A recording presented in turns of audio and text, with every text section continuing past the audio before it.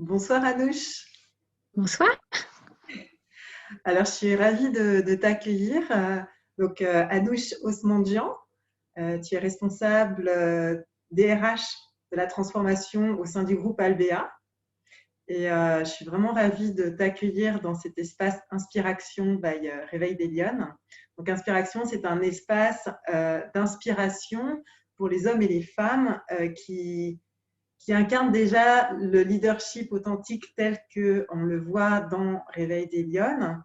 Et donc, on va interviewer pour qu'ils nous offrent leur vécu pour inspirer notre communauté et inciter les hommes et les femmes de notre communauté à passer à l'action, montrer que c'est possible. Voilà. Donc, bienvenue à toi. Je suis vraiment ravie de t'accueillir. Avant de démarrer vraiment, est-ce que tu peux nous dire en quelques mots qui tu es et peut-être nous donner les quelques grandes étapes de ton parcours pour les personnes qui vont regarder cette interview qui ne te connaissent pas? D'accord. Merci Anne-Sophie de m'interviewer. Alors moi, j'ai 45 ans et j'ai commencé par faire une école de commerce et j'ai travaillé en supply chain pendant plusieurs années. Et comme les métiers m'intéressaient et la découverte des choses m'intéressait, j'ai travaillé d'abord en supply chain, ensuite j'ai travaillé au service client, à l'informatique et enfin aux ressources humaines. Donc, ce que j'ai vraiment cherché, en fait, c'est pas forcément avoir un parcours cohérent, mais vraiment à choisir les choses qui me plaisaient et à travailler par opportunité, mais vraiment opportunité, on va dire, de curiosité d'apprendre des nouvelles choses et des nouvelles rencontres. Aujourd'hui, je suis DRH transformation chez Albéa et j'accompagne généralement plutôt les équipes autour des projets de transformation. Ok.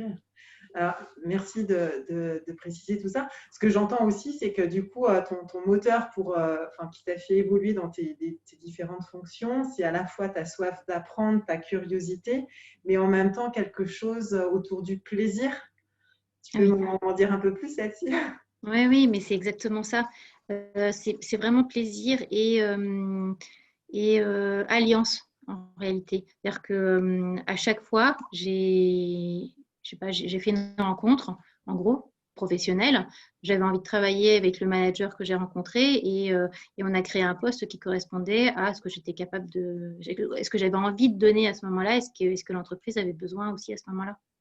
Donc c'est vraiment, vraiment lié à comment mes compétences actuelles pouvaient servir sur le poste et comment je prenais plaisir justement à aller chercher davantage de connaissances pour pouvoir apporter quelque chose de nouveau au poste. Okay. Donc j'entends même dans ce que tu dis, parce que dans la communauté Réveil des Lyonnes, on a beaucoup d'entrepreneurs aussi, ou des femmes qui ont envie de porter des projets. Mais toi, dans la façon dont tu présentes, la manière dont tu as obtenu tes postes, il y a aussi quelque chose de l'ordre de la création, de comment j'arrive en proposant des choses à partir de mes envies et en croisant avec les besoins d'entreprise. Oui, j'ai eu que des créations de postes, mais c'est aussi des opportunités parce que c'est les rencontres. Hein. Tu rencontres quelqu'un, tu expliques ton parcours, tu expliques quelles sont tes appétences et au fur et à mesure, tu mets en place un poste qui n'a pas vraiment de limite parce que quand tu es en création de poste, c'est un peu une page blanche à écrire. Moi, c'est ce qui m'anime. Moi, j'aime bien aller découvrir des nouvelles choses, les créer, les rendre possibles. Ça, c'est vraiment ce qui m'anime. Ok. Et du coup, ça m'interpelle. Hein. Alors, c'est pas forcément, on n'avait pas forcément choisi ce fil rouge, mais ça m'interpelle quand même à partir de ce que tu dis, parce que entre tes envies, la page blanche, il faut quand même qu'à un moment donné, ça rencontre les besoins d'entreprise ou d'entreprise que tu as en face. Qu'est-ce qui a permis justement cette ouverture et de rendre possible à chaque fois de pouvoir créer des postes je dirais entre guillemets sur mesure, fait pour toi et en même temps qui colle à des besoins de l'entreprise, parce qu'il y a vraiment quelque chose que tu touches aussi autour de l'intrapreneuriat, de la proposition, de la création de valeur ici. Je crois que c'est la confiance. La confiance à différents niveaux. La confiance que l'autre met en toi quand il te dit j'ai envie de le faire et j'ai envie que ce soit toi qui le fasses, donc, pour moi. Et à chaque fois, j'ai une philosophie, c'est que il y a une infinité de possibilités pour faire des choses. Il n'y a pas qu'une seule bonne réponse. Ce qui fait que j'ai pas peur de me tromper parce que quoi qu'il arrive, ce qu'on va réaliser va apporter quelque chose de différent puisque ça n'existe pas. Donc, tu vois, on ne peut pas se tromper. On va créer quelque chose de nouveau et on va se rendre, et puis après on va ajuster. Et, il n'y a pas de. L'enjeu, il est vraiment justement de trouver. En fait, c'est comme dans un entonnoir. Tu commences par une idée, une idée générale, et en fait, au fur et à mesure, tu affines jusqu'à être juste par rapport à ce que tu dois mettre en place. Et oui, et au fur et à mesure, la confiance de ton manager ou du leader qui t'a donné cette opportunité-là, et ben en fait, elle devient la tienne. C'est vraiment ça. Ouais, j'entends pas mal de choses dans ce que tu dis. Il y a à la fois cette capacité à proposer, à ouvrir les possibles, avec un état d'esprit de, en gros, tout est possible. Enfin, il y a des opportunités à saisir. La vie ou les rencontres me font créer des opportunités. J'arrive à les voir, je les saisis et j'y vais, même si j'ajuste au fur et à mesure, donc avec une vraie agilité. Et puis, j'entends aussi, c'est la première chose que tu as nommée, cette notion de confiance. Ça, c'est toujours quelque chose qui a été présent pour toi, d'avoir cette confiance à l'intérieur de toi, où il y a eu des clics, des choses qui ont fait que tu as grandi avec cette confiance. Non, j'ai pas toujours eu confiance en moi, mais en revanche, j'ai beaucoup eu confiance en les autres. Et, par défaut, quand je rencontre quelqu'un, j'ai confiance. Bien sûr, je reste prudente, mais d'abord, j'ai confiance. Donc, du coup, je me dis que si l'autre est bon et bienveillant, il n'y a pas de risque à tenter quelque chose. Ok. Et généralement, quand j'ai pu me tromper, hein, mais généralement, il n'y a pas de. Le seul risque que j'ai pris, c'est d'essayer, tu vois. Ouais, donc finalement, ta confiance, elle est venue déjà en donnant la confiance à l'autre. C'est ce que j'entends. Et puis la deuxième chose aussi, de prendre ce risque à essayer, à te tromper et que c'est pas grave en fait. Oui. Ouais. Ok. Il y a des fois où tu as eu l'impression de te planter complètement? Oui. Les fois où je me suis trompée complètement, c'est quand j'agissais à l'envers de mes valeurs. Et je m'en suis pas rendu compte tout de suite. Tu vois, je faisais des choses parce que je comprenais que c'était comme ça qu'il fallait faire. Et en même temps, je me trompais complètement parce que c'était pas ce que moi j'avais envie de faire. Et là, dans ces cas-là, je me trompe. Tu as un exemple concret que tu pourrais nous donner? Exemple concret, c'est plus sur des projets, plus sur des projets d'organisation. Par exemple, moi, ce que je te disais, c'est que comme je fonctionne en entonnoir, j'ai la vision de là où je veux arriver. Et je sais à peu près comment on va y arriver, mais moi, je ne suis pas dans le détail. Donc, je ne connais pas toutes les étapes pour y arriver. Je sais juste que c'est la direction qu'il faut prendre et je le sens dans mes tripes que c'est comme ça qu'il faut le faire. Ce n'est pas du tout rationnel. C'est pas, je n'ai pas un business plan à te montrer. Je sais juste que c'est comme ça. Et je peux l'expliquer qu'à travers les émotions et les alliances que j'aurais eues avec les gens avec lesquels je vais travailler pour mettre en place ce projet. Tu vois, je sais que ça va mieux fonctionner si on va dans cette direction-là. Et comme ce n'est pas rationnel, souvent, tu as certains leaders, quand tu travailles sur des projets, tu n'as pas qu'un seul leader, qui ne te suivent pas parce qu'ils ont besoin d'étapes claires, tu vois, ou financées, avec un financement derrière, combien ça coûte, qui, etc. Et les fois où j'étais obligée de suivre la personne qui donnait la directive de la première étape, c'est ça, la deuxième étape, c'est ça, etc., j'étais plutôt malheureuse. J'étais vraiment malheureuse. Il y a même à un moment donné dans une de mes vies professionnelles où je me suis retrouvée effectivement, j'arrivais plus. En fait. J'ai fait un mini burn-out, quoi, tu vois, où j'étais obligée de rentrer chez moi et à l'époque, c'était mon DRH qui m'avait beaucoup accordé de temps à ce moment-là et qui m'avait dit tu ne remets plus les pieds dans l'entreprise, je ne veux plus te voir pendant au moins 10 jours. Parce qu'il faut que tu ailles te ressourcer et que tu reviennes et que tu sois la Anouche qu'on connaît. Et là, tu es en train de perdre pied, ça se sent. Et parce que je perds des pieds, parce que je ne suivais pas mes valeurs. Ouais, donc ce que tu dis, c'est vraiment essentiel parce que c'est ce qui m'a connecté à toi. En fait, pour le contexte, en fait, je t'ai rencontré dans une formation là, de Chantal Moto sur les constellations d'organisation. Et ce qui m'a touchée chez toi, c'est ta sensibilité, c'est cette part instinctive que j'ai reconnue directement en toi. Enfin, tu es quelqu'un, enfin, de mon point de vue, qui sent les choses, qui sait les choses. Sans forcément passer par le mental, enfin, que ton premier mode de fonctionnement, justement, c'est de ressentir les choses. Donc, j'ai senti chez toi une intelligence émotionnelle très forte, une intelligence intuitive très forte.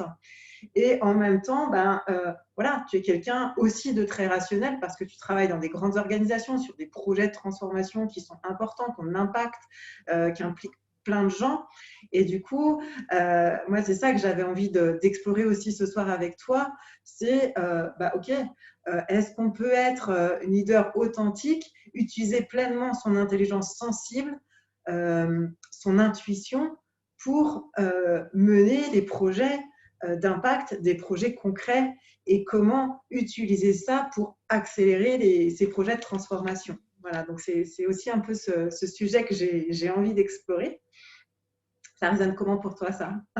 En un mot, j'ai envie de te dire, oui, évidemment, et même au-delà, c'est-à-dire que cette sensibilité et cette intuition, quand vraiment tu l'écoutes, ça t'emmène loin, et ça t'emmène un pas plus loin que les autres. Et quand tu arrives à l'incarner vraiment, c'est-à-dire vraiment à l'incarner d'un point avec du leadership, les gens, ils te suivent. Mais ils te suivent parce qu'il n'y a pas de doute. Vis-à-vis de toi ou de toi vis-à-vis de toi même? Des deux, en fait, des deux. C'est vraiment... alors après, je ne prends pas forcément les décisions toute seule. Hein, quel que soit le niveau où je suis, je n'ai pas toujours pris les décisions toute seule. Tu as des fois où j'ai pris les décisions toute seule et puis ça allait. Et les gens me suivaient. Et puis, il y a des fois où j'ai pris des décisions avec on va dire, le sponsorship de ma direction. Mais c'est vrai qu'ils m'ont toujours fait confiance. En fait, ils m'ont toujours fait confiance. Et je crois que c'est ça. Ils m'ont fait confiance parce qu'ils ont vu que quelque part, quand je suivais mon intuition, ça donnait des résultats. Ça marche en fait. Ça marche. Comme tu dis, je ne peux pas forcément l'expliquer. Hein. C'est juste, je le sais. Ok. Alors moi, ça m'intéresserait, et pour les personnes qui vont regarder cette interview, est-ce que tu peux nous préciser, tu nous as donné un exemple que quand tu étais déconnecté de cette intuition et que tu ne suivais pas finalement cette petite voix intérieure, ça pouvait t'amener à être déconnecté de toi et du coup de pas forcément faire les bons choix ou de t'épuiser aussi, donc ça ne fonctionnait pas forcément. Aujourd'hui, cette intuition pour toi, est-ce que tu as une idée de comment elle se traduit? Comment tu sais, parce que l'intuition, déjà, comment tu la définirais, toi, avec tes mots à toi? Alors pour moi, c'est vraiment une... je saurais, c'est pas forcément une voix, hein, c'est juste une sensation. Et ce que j'ai fait après pour la développer, c'est ce qui explique peut-être mon appétence pour la connaissance, tu vois, et apprendre les choses. C'est-à-dire que et le savoir, plutôt vraiment, le savoir, c'est comprendre les choses, et la connaissance, c'est vraiment ressentir les choses. quand tu as connu quelque chose, après, le savoir n'est qu'un un moyen de l'expliquer. Et c'est juste là. Et, et j'avais besoin, au départ, je connaissais les choses, mais je ne savais pas les expliquer. Et pour les expliquer, j'ai eu besoin d'aller chercher le savoir. Et c'est pour ça que du coup, apprendre des nouvelles choses m'intéresse toujours, parce que ça donne plus de rationalité à ma manière de fonctionner. Du coup, on m'écoute davantage. Et, et parce qu'en fonction des personnes avec lesquelles tu parles, soit ils ont besoin d'explications, soit ils te suivent, un peu comme nous quand on s'est parlé, il y a une connexion qui s'est faite et tu n'as pas eu besoin que je t'explique tout ça. D'ailleurs, tout ça, tu ne le sais pas, je te le raconte aujourd'hui. Et il y a besoin, quand tu travailles dans une organisation, d'être capable de t'adapter aux différents types de populations que tu as en face de toi. Tu as des populations qui ont besoin d'éléments rationnels pour avancer et tu as des populations qui te suivent parce qu'ils ressentent que tu es dans le juste. C'est vraiment ça, ça me parle beaucoup. C'est vrai qu'avec toi, j'ai connecté de manière intuitive et c'est comme ça aujourd'hui que moi aussi, je prends mes décisions, que je choisis les partenaires avec qui je travaille parce qu'il y a quelque chose à l'intérieur de moi qui sent et qui sait. Donc, je n'ai pas besoin de me convaincre autrement par des chiffres ou quoi que ce soit. Et en même temps, ce que tu dis, c'est que la connaissance ou le fait d'apprendre te permet de créer des ponts entre ton univers très intuitif, très sensible, où tu prends tes décisions de manière très rapide, basée là-dessus, et en même temps des personnes qui auraient besoin, et c'est, enfin, je veux dire, il n'y a pas de bien ou de mal, mais qui ont besoin de plus rationaliser les choses, comprendre, avoir des choses rationnelles, posées, et que du coup, ça te permet d'avoir vraiment cette facilité à travailler avec finalement des personnes issues d'univers très différents ou avec des fonctionnements très différents. Oui, et puis de toute façon, pour engager les personnes, tu es obligé de leur laisser le temps à elles, tu vois, de s'approprier les éléments que toi tu vois. Donc ça passe par effectivement différentes choses, les explications, l'écoute, parce que des fois, finalement, en écoutant les autres, tu réajustes. Forcément, tu vois, tu as une idée de là où tu veux aller, et d'un coup, avec les échanges avec les autres, l'écoute de ton équipe aussi, d'un coup, c'est encore plus clair. Et à ce moment-là, c'est ensemble qu'on crée la suite. Okay, ouais, donc il y a cette écoute aussi. Comment toi, si on fait le focus sur l'intuition, tu dis je sais, je sens, ou c'est une sensation. Est-ce que tu sais comment ça se traduit chez toi? Parce que je sais qu'il y a, en fonction des personnes, ça se traduit de manière différente. Moi, je sais que quand je suis alignée avec, enfin, mon intuition, elle se traduit par des sensations corporelles, voilà, qui m'indiquent exactement, ah tiens, là, il y a quelque chose qui est pour moi, il y a quelque chose, ok, c'est là. Toi, est-ce que ça se traduit, enfin, comment ça se traduit pour toi? Ça dépend. Il y a des moments où, quand les choses vont me parler, je vais le ressentir de manière corporelle, mais quand j'ai une idée de la manière, de là où je veux aller, en fait, ça me fait comme dans une bande dessinée, si tu veux. Quand c'est dans la bande dessinée, tu as la bulle avec la lampe. En fait, j'ai ça et il faut que je le dise tout de suite parce que si je le verbalise pas tout de suite, je l'ai oublié. Donc, il y a un truc de fulgurance et Ouais. boum, c'est y aller. Donc, c'est de faire confiance aussi à ça, en fait. D'oser, il y a quelque chose qui se passe et c'est de le mettre dans la matière. Enfin, Ouais, l'incarner tout de suite, tout de c'est suite. ça. Ok. Oui, c'est intéressant. Est-ce que ça, c'est quelque chose que tu as développé au fur et à mesure ou c'est quelque chose qui a toujours été là pour toi? Est-ce que c'est quelque chose où tu as appris à faire confiance à ça? Ou comment… Je crois que j'ai toujours eu ça, sauf que, tu vois, dans les études, ça ne sert à rien les fulgurances parce que ce qu'on me demande, c'est d'apprendre les choses et puis de les digérer et d'être capable de les ressortir au moment où il y en a besoin. Donc, je ne faisais pas forcément confiance à mes fulgurances puisque ce qu'on me demandait, c'était une mémoire continue des choses qu'on a apprises depuis la sixième. Tu vois, ça demande quand même un effort continu et c'est ce que je faisais. J'étais obligée de bosser pour garder en mémoire tout ce que j'avais appris. J'ai vraiment réussi à me libérer de ça à partir du lycée. À partir du lycée d'une part, et vraiment, vraiment, quand je suis rentrée à l'EM Lyon, où là, j'avais vraiment l'impression que j'étais au bon endroit et qu'il y avait un sentiment de bienveillance avec les étudiants qui étaient avec moi cette année-là et les professeurs, bien sûr. Et cette mise en confiance collective m'a permis de m'exprimer totalement et d'écouter ce que j'avais à dire sans réfléchir, sans le regard inquisiteur autour de moi, parce que je ne le sentais pas inquisiteur, au contraire, je le sentais très bienveillant, très équilibré, parce qu'on était tous dans les mêmes interrogations. Ouais, il y avait vraiment plus d'équilibre. J'ai eu besoin d'équilibre pour pouvoir croire davantage en moi. Ouais, j'entends ça. Et puis, du coup, on revient à cette notion de confiance, de finalement pouvoir t'autoriser à utiliser ça, exprimer ce que tu ressens de manière beaucoup plus intuitive, beaucoup plus fulgurante. C'est aussi grâce à l'environnement qui générait de la confiance et du coup, dans lequel, comme tu avais confiance, tu pouvais t'autoriser à livrer ça. Okay. Ouais. Et ça, jusqu'à quel point c'est possible de construire ça dans les organisations, toi qui accompagnes les projets, etc. Parce que j'entends qu'il y a un vrai terreau qui est nécessaire pour ça. Et je sais bien que toi, tu as ça, qu'il y a plein d'autres personnes qui ont ces intuitions, mais c'est des sujets assez tabous. Enfin, à chaque fois, il faut quand même des processus très longs, décisionnels, de montrer que ça va fonctionner avant que ça fonctionne, de mettre des chiffres, de mettre de la rationalité là-dedans.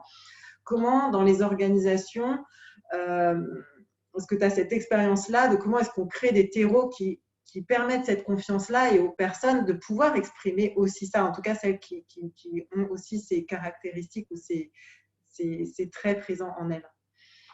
Il y a plusieurs choses. La première, c'est de la patience. Parce que généralement, et je pense que ça tend à s'estomper ce que je vais dire là, hein, c'est que au départ, il faut de la patience, il faut faire ses preuves et il faut s'adapter. Et vraiment, le maître clé, c'est vraiment la flexibilité. En fonction des gens avec lesquels tu échanges, tu es obligé de te mettre au niveau de ce que les gens attendent de toi par rapport à ce que tu vas dire, par rapport à la manière dont tu vas exprimer. Il y a parfois, quand tu vas trop loin, parce que toi, tu as un temps d'avance sur certains éléments, ça fait peur, hein. Ça fait peur à ceux à qui tu racontes ça. Donc, très naïvement, moi, quand j'ai commencé dans la vie active, j'étais très utopiste. Donc, je pensais que tout le monde fonctionnait pour le collectif et pour une bienveillance commune. Mais ce n'est pas du tout le cas. Il y a pas mal de gens qui ne fonctionnent pas du tout comme ça. Donc j'étais obligée, moi, de réajuster la manière dont je voyais le monde de l'entreprise. Et ensuite, j'ai fait plus attention à mon environnement professionnel et aux personnes avec lesquelles j'avais envie de travailler. Quand j'étais en confiance, là, j'étais capable de donner et d'expliquer et d'utiliser des mots vrais. J'utilisais le mot bienveillance. Enfin, tu sais, il y a 20 ans, le mot bienveillance en entreprise, on me rigolait au nez. Hein. Donc, j'utilisais le mot bienveillant, j'utilisais le mot j'aime ça, j'aime bien bosser avec toi. Et en fait, on était quand même, tu vois, on était quand même bien avancé quand même dans le monde. Mais les gens, ils se reculaient en se disant, mais Anouche, elle est too much. Et je suis too much, donc, il a vraiment fallu que je dose et que je m'ajuste en fonction des personnes que j'ai autour de moi. Et quand j'ai compris ça, ça a été beaucoup plus facile. Parce qu'il y a des choses que je dis facilement, mais je vais les dire facilement en fonction des personnes que j'ai en face. Ok, donc il y a à la fois cette authenticité, des choses que tu peux dire facilement, mais aussi cette intelligence, je dirais, du cœur, de sentir qui tu as en face de toi, jusqu'où tu peux aller, comment l'aborder. Et ça, j'ai l'impression aussi que c'est quelque chose qui est inné chez toi, de pouvoir accueillir ça ou sentir ces choses-là très facilement. Oui, oui. C'est lié à ta sensibilité? Comment? Est-ce que c'est lié à ta sensibilité, selon toi? Probablement, oui. Je pense qu'effectivement, j'ai développé une sensibilité. Oui, mais j'aime bien, en fait, j'aime bien savoir qui j'ai en face de moi. Avant, je pense que je n'avais pas conscience que je savais faire ça. Et quand j'ai compris que j'étais capable de voir qui j'avais en face, mais d'un coup, j'ai eu l'impression d'avoir des pépites, si tu veux, et de comprendre mieux les situations. Ok. Donc, c'est intéressant parce que finalement, tout ce que tu évoques là, c'est ce que nous, dans Réveil des Lionnes, on appelle les valeurs du féminin, d'accueil, d'écoute, d'empathie, de sensibilité, d'intuition. Et ce sont des choses que, en général, on ne se forme pas vraiment à ça. On va former nos chefs de projet au management de projet, à la gestion, à bien gérer, à créer, à innover. Enfin, voilà, des choses qui sont très dans le faire, alors que toi, tu parles de choses qui sont vraiment dans l'être. Euh, c'est quoi ton regard sur comment, jusqu'où les organisations aujourd'hui sont prêtes à investir sur ces valeurs-là si vraiment, bah, comme tu dis, ça fonctionne. Et moi, c'est ce que je vois aussi enfin, la façon de créer mon entreprise, la façon dont on avance avec Sophie dans Réveil des Lionnes, c'est que ça et ça fonctionne. C'est quoi ton regard sur l'ouverture des organisations par rapport à ça?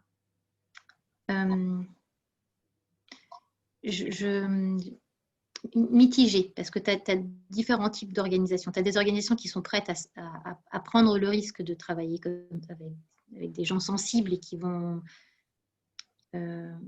apporter autre chose. Et puis, tu en as qui ne sont pas prêtes. Et donc, il ne faut pas se tromper d'environnement pour pouvoir justement développer ça et s'autoriser à le faire. Parce que moi, la chance que j'ai eue, c'est que probablement, j'ai eu des obstacles.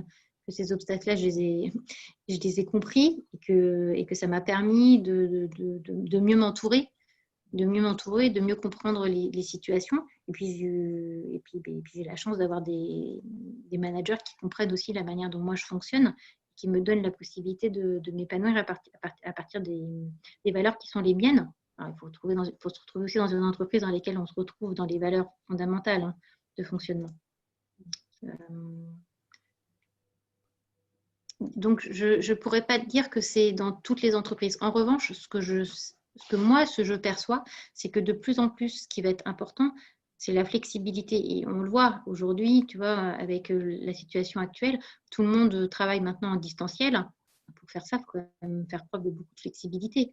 Passer d'un moment d'un travail présentiel à un travail distanciel, c'est vraiment la preuve qu'une des valeurs et des forces et des compétences clés qu'on va demander à n'importe quel salarié qui travaille comme ça dans des bureaux, c'est bien la flexibilité. Et l'intelligence émotionnelle, c'est aussi c'est ça, c'est de la flexibilité, c'est de la régulation, c'est être capable de percevoir en face comment ça fonctionne et d'être capable soi-même de réguler les émotions en fonction de ce qu'on doit donner et recevoir. Toi, tu fais un vrai lien entre finalement la sensibilité, l'intelligence émotionnelle et la flexibilité, l'agilité, notamment dans Ouais. Ouais, non, mais je suis complètement d'accord avec toi. Et qu'est-ce que tu auras envie de dire aux femmes qui ont cette sensibilité, mais qui n'osent pas l'exprimer, la montrer? Parce que souvent, il y a les peurs. Si je montre trop ma sensibilité, alors je vais paraître comme faible. Est-ce que si je montre trop mes émotions, alors je vais être jugée, je vais être, enfin, il y a encore beaucoup, beaucoup de tabous, beaucoup de freins. Ce serait quoi, toi, un conseil aux femmes que tu donnerais à celles qui n'osent pas montrer cette sensibilité? Alors, c'est facile et c'est difficile de répondre à cette question. C'est facile quand on est dans une situation où on se sent en sécurité. Quand on se sent en sécurité, on peut faire ce qu'on a envie de faire et du coup, on s'autorise facilement on s'autorise à être soi. Dans des situations où on est moins en sécurité, évidemment, on va être un petit peu plus prudent sur la manière dont on va se révéler. Mais j'aime bien, il y a une citation que j'aime bien qui est ce que tu fuis te suit, ce que tu résistes persiste. Et comment ça se termine? Attends, je ne vais pas très loin. Plus fort ou quelque chose comme ça, non? Oui, et ouais, c'est ça. Et en fait, ce que tu visualises se réalise. Et du coup, tu vois, c'est c'est cette capacité à se dire, mais tant que tu vas pas t'épanouir, tant que tu n'auras pas réalisé ce que tu as envie de faire au fond. Et ce que tu es au fond, c'est aussi cette personne sensible qui doit s'exprimer. C'est ça.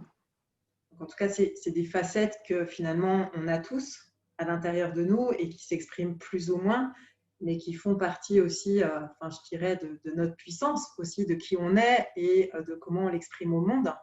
Mm. Oui, oui, c'est. En tout cas, alors tu sais, tu regardes souvent, tu as des podcasts sur s'autoriser, oser être révélé qui on est, etc. Souvent derrière, tu as, une période de. C'est la courbe de deuil de Kubler-Ross, hein, c'est que tu as toujours cette dépression. Après avoir pris une décision, cette dépression. Mais en fait, une fois que tu es dedans, tu ne peux que rebondir et faire autre chose. Donc moi, en tout cas, je regrette pas je regrette aucun obstacle que j'ai eu. Je suis même, je vais pas dire, je suis reconnaissante aux obstacles. J'aurais préféré que les choses soient fluides, hein. C'est un peu mon mot. C'est bien que les choses soient fluides. Mais en tout cas, ce qui est certain, c'est que ces aspérités que j'ai traversées, c'est aussi celles qui m'ont rendu plus fort et qui font celle que je suis aujourd'hui. Probablement que si tout m'avait été donné facilement, j'aurais pas su réguler mes émotions. Parce que j'aurais trouvé ça normal d'être toujours dans l'excès, par exemple. Donc, il y a comme quelque chose où tu dis, bah, finalement, les obstacles que j'ai rencontrés, bah, ça m'a permis aussi de traverser peut-être des zones à forte intensité émotionnelle, mais finalement, c'est en traversant ça, en acceptant, en exprimant aussi mes émotions, aussi dans des contextes peut-être plus difficiles, plus délicats, que finalement, j'ai grandi avec ça, j'ai acquis plus de confiance, j'ai traversé, et du coup, j'ose aujourd'hui maintenant pleinement me montrer aussi avec cette sensibilité-là et en faire une vraie force. Oui, oui. Et je pense que quand tu parais fort, en fait, quand tu parais fort et que tu ne montres pas tes vulnérabilités, autour de toi, tu n'as pas les bonnes personnes qui viennent te nourrir. Et, et on le voit, par exemple, parce que parfois, quand on a des moments de faiblesse, donc vraiment cette vulnérabilité, il y a plus de bienveillance autour de soi, de nous qui arrive d'un coup. Et c'est juste qu'on a lâché quelque chose. Et au moment où on a lâché ce quelque chose, on se rend compte qu'on a bien fait parce qu'il y a plus d'énergie qui vient derrière. Dans notre environnement, on se rend compte qu'on a de la résilience. On sait qu'on va chercher les ressources au fond de nous. Et si elles ne sont pas au fond de nous, en tout cas, elles sont autour de nous. Et je trouve ça bien aussi d'être capable de bénéficier, en tout cas d'ouvrir les yeux sur tout ce qui nous entoure et qui peut nous rendre plus forts.